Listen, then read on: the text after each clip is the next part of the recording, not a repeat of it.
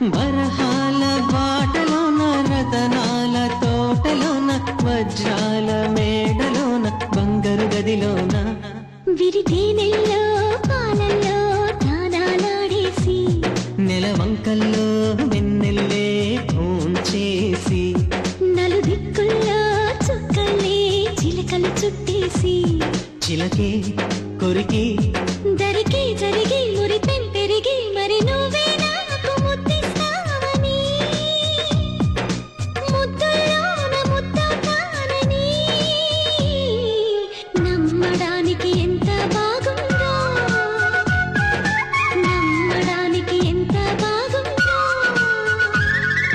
చందమామ కథలో చదివ రెక్కల గుర్రాలుంటాయని